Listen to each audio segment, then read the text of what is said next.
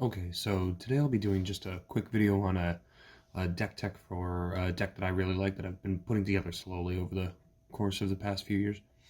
Um, it's 5-color All Gods, and I use Child of Alara here as my commander. I did have another commander, but I'll get to that in a little bit, just that way you guys can see. The Child of Alara is good in the All Gods because all of the gods are indestructible, and by gods I mean when I say all gods, the original concept of the idea was around the Theros block. So what they're talking about is not the Amonkhet or the new Kaldheim gods. It's just the Theros pantheon, and not the new ones either. It's all from the original Theros, Born of the Gods, and Journey into Nyx sets. So it's all of the original Theros pantheon. But I'll go over those in just a minute. Child of Alara is a good idea for the Dex commander because since all of them are indestructible, you can put Child of Alar out and have them, you know, be out with it but won't die when Child of Alar goes off. So you can use it as a 6/6 trample swinger, and also it'll help devotion too. The 5-color for it are going to come into play for sure. The main source of the deck's strength is from the actual gods themselves. Not only do they make large, indestructible swinging creatures, but you also have other static abilities like the Mogus trigger is one that happens quite often. Erebos is good for static ability your opponents can't gaining life, especially in an EDH match where that might come into play. And then also other ones as well. The Crufix is super useful. I have found some gods are more useful than others, but running all of them makes the deck more balanced. And I do find that having them is good just because if you're only running a certain amount of gods, then you have to tailor your mana sources and your other spells to kind of compensate with those colors. So when you have all of them, you have a nice even balance of every color and every combination of color. So having those is really useful. Another part of the deck that also comes into play a lot is, so we have these. Actually, that doesn't look. So the next part of the deck that is also along color lines is going to be for not only devotion, but also helping out the creature strength as well. And that's all the lieges from the Lorwyn era. So Wiltleaf Liege, you can see all of them have this split mana cost, and then they'll all give each color they are +1/+1, plus an extra ability as well. So these help a lot for devotion, and then you can also have them be useful to pump the gods to be stronger, and also have a couple of abilities that might help you out. Like for instance, the Deathbringer Liege is able to, whenever you play a white spell, you may tap target creature. Whenever you play a black spell, you may destroy target tapped creature. So being able to play a couple of things to help out with devotion, but also get some more creatures on the field and a pump for other ones because they will work with each other. So let's say if you have 2 green lieges, each of them are going to pump by green for each one. The Murkfiend Liege is super useful, and I find a lot of the deck runs off of green, but all the other colors are there to help out. Another part of the 5-color mana source that's being used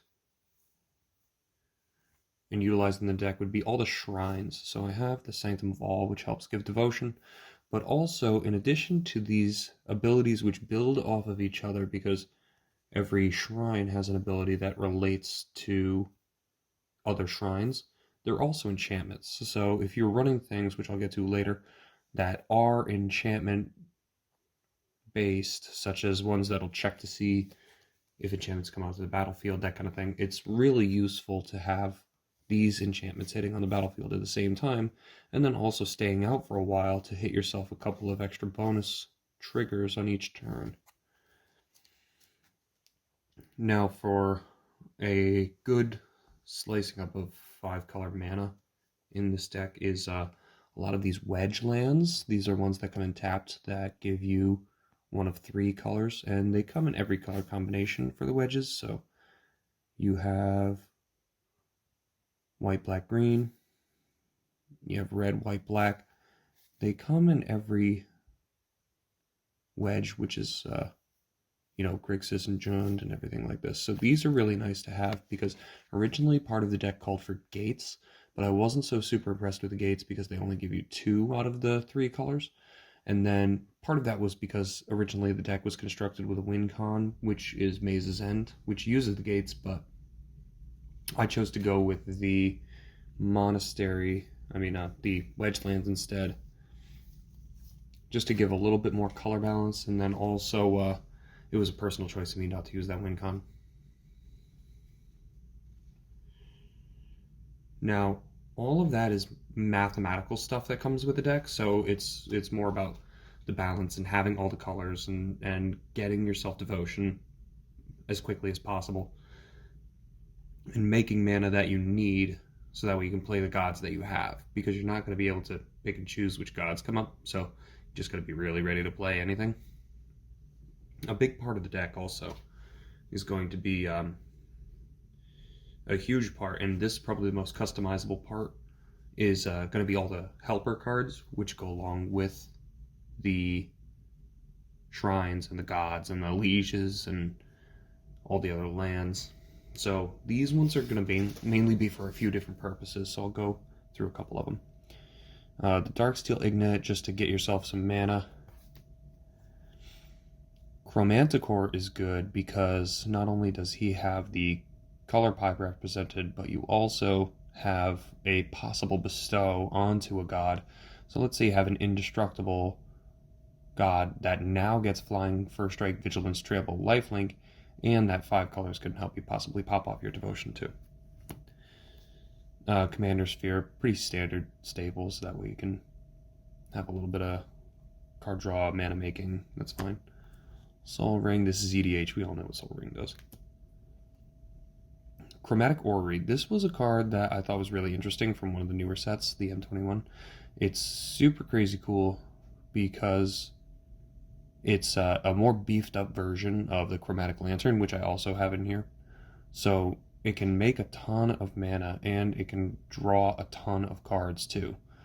So it not only can make the mana, but then you can draw a bunch of cards and it can change your mana too. So if you're lacking a color, you can throw this out, make a ton of mana, play whatever's in your hand, or possibly just draw cards right off the rip.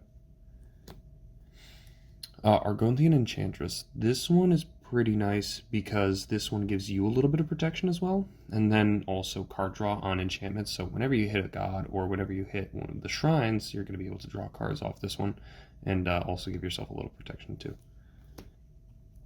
Arcane Signet, again, just getting yourself some more color identity. Satyr Enchanter, a lot of these ones are going to hit off of enchantments to draw cards, and I think it's pretty important, especially when you're trying to play as many low-cost gods as possible, because that's another thing about the gods is they are low-cost for their size, so if you're able to get devotion quickly, it's much better. Fated Retribution, destroy all creatures and planeswalkers if it's your turn, scry 2. I like this one because not only did it come in the sets, but it also targets planeswalkers, which would mean that really the only thing left on the battlefield would be the indestructible gods or possibly other things as well. But you also get the plus added bonus of the scry 2, so that way you can start planning your next moves if you've had lieges get destroyed, because that'll lower out your devotion. The Maelstrom Archangel I thought was really good because this one can help you bring out gods that you might not necessarily have the mana for, but then again you do have to have the mana for this one.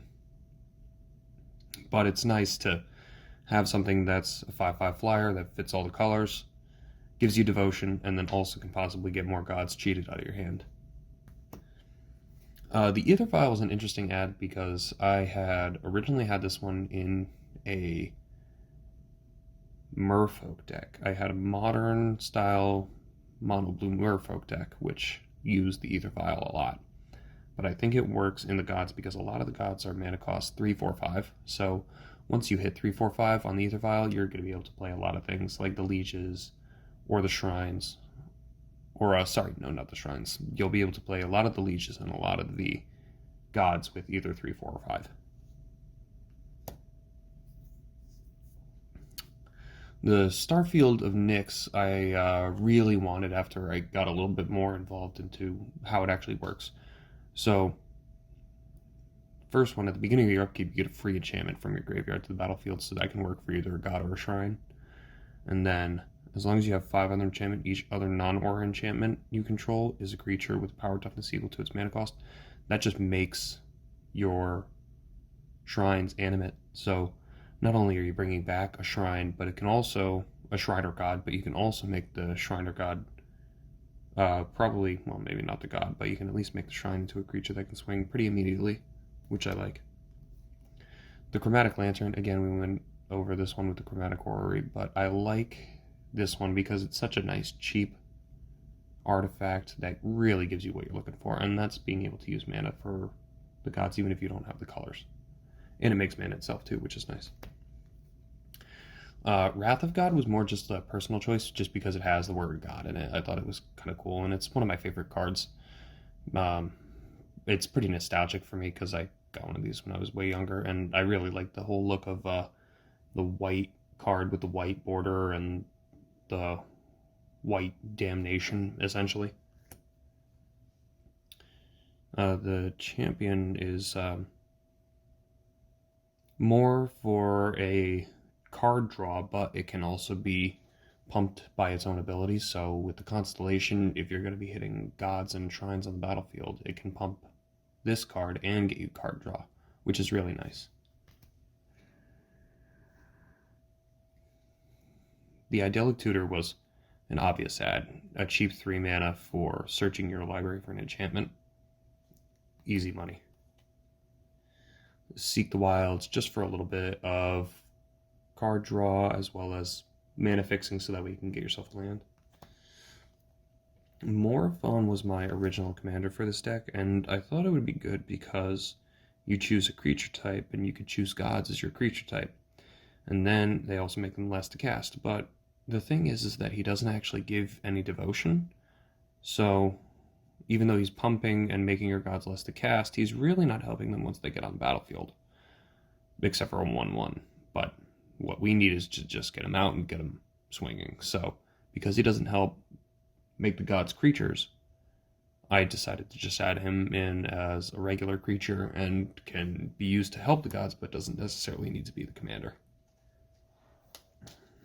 Anger of the Gods was, again, more of an aesthetic choice just because, again, gods. But it is also pretty useful, especially when you're dealing with, like, because your creatures are going to be, if you're playing all gods, a lot of big ones that are pumped up from the lieges or indestructible in the terms of the gods case. So your creatures are probably getting pumped by each other via other lieges, and then your gods are indestructible. So this is really good for things like tokens if you start getting overwhelmed by like little 3/3s or birds, that kind of thing. So I like that one, and again, it was an aesthetic choice. Herald of the Pantheon was another one that was just mainly for bonus beneficial. So enchantment spells cost 1 less to cast, and whenever you cast one, you gain 1 life. Seemed pretty easy with the amount of enchantments that are being played. Niv Mizzet Reborn, I thought, was an interesting choice too, because you get a 6/6 for 5, and then he can also find you things on top of the deck. So you can pick out lieges and gods from him. So being that every single color combination is represented twice, you do have a pretty good shot at getting a couple of them. Crackling Doom was just something that I just decided to add into it because it is cheap. It uses some wide color, and it's just a nice control card that can help get rid of big creatures, especially considering, like, since your gods are going to be pretty big, there's probably not a lot that can block them and live. But if they do have that one big thing that they're using to block, then you can use this to get rid of those, deal a little damage to them, and clear up the board. Eidolon Blossoms was just another one that I added in for the Constellation effect, which draws card. And the Nyx Lotus was a pretty easy add because, again, it's on flavor, and It gives you mana equal to your devotion, so you could potentially get a lot of mana off of here, especially since main part of the deck is getting devotion. The Starfield Mystic was just another one that I added in for posterity's sake, just because it does give you the less to cast, which is nice, especially if you're trying to draw a bunch of cards and play as many gods as possible.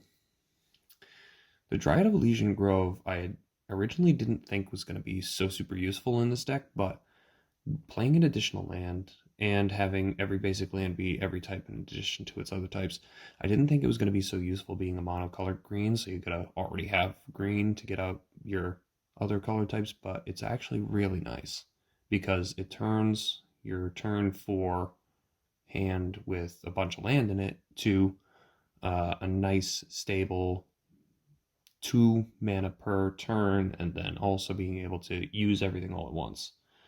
So you can have any color you have based on whatever god or liege that you might have pulled.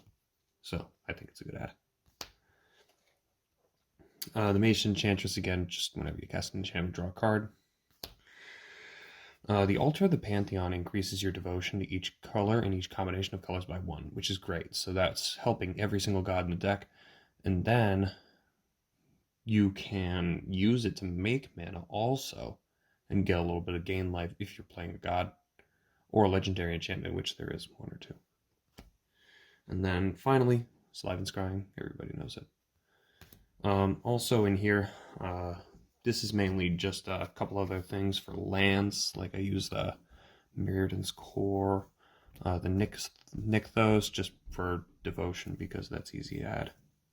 I do have a couple of dual lands in here, so like the Jungle Hollow, Cindergale, Windscarred Crag, a couple other things, not really getting too involved with the mechanics and mathematics of it. Rogue's Passage, easy. If you have a god that can swing, make them unblockable. That's an easy, huge amount of damage. I like this swamp that I got too. It's one of the Mirrodin swamps. I think it has great art. And then this deck I probably did the most in terms of getting mana that I like a lot in. So shiny island, full art, shiny mountain, holographic, as much as I can, because it just feels to me that it belongs for 5 color because they do have the hollow that is all 5. So I don't know if that makes sense.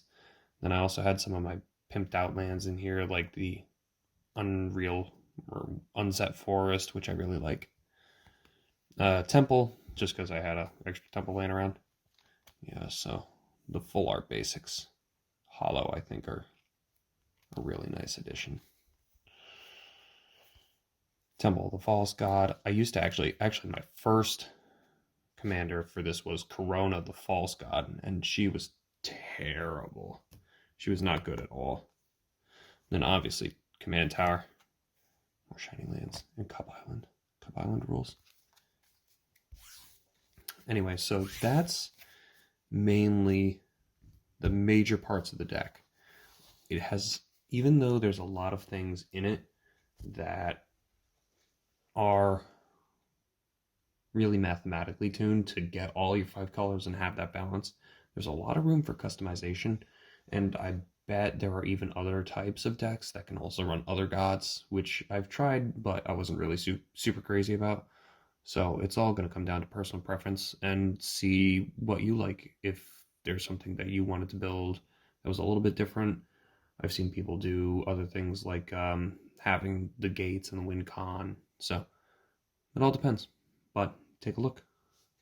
Thanks. Bye.